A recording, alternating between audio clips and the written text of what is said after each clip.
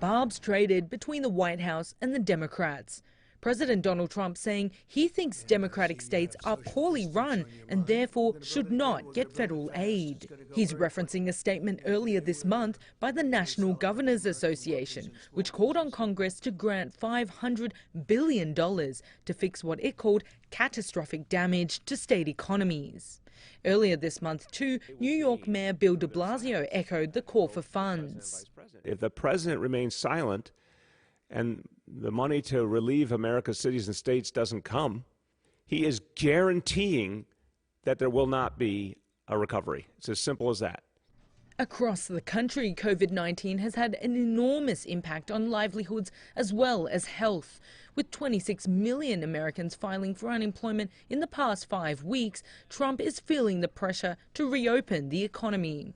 The president has been in a tussle with governors who are trying to extend lockdowns to save lives. We are in possibly the most difficult part of this journey.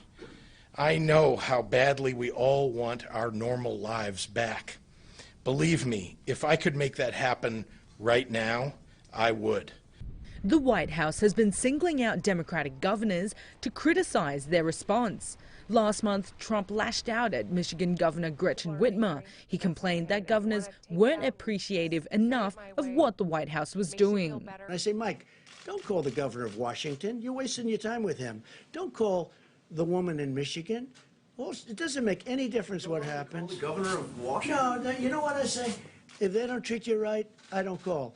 Michigan and Illinois are 2 of 7 states in the Midwest which have agreed to coordinate on when they will reopen their economies. It's a bipartisan effort outside of the federal response, which has thrown into question who is responsible for what.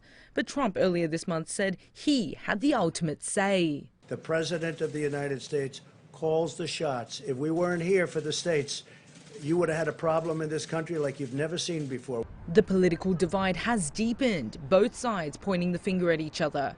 The Republican-led Senate returns to Washington next week, while the Democrat-run House will extend recess. The House has approved a committee to investigate Trump's coronavirus response, and on Tuesday it also announced an inquiry into his decision to halt funding to the WHO. And with an election looming, the rift between the two sides seems destined to grow further apart. Nicole, CGTN.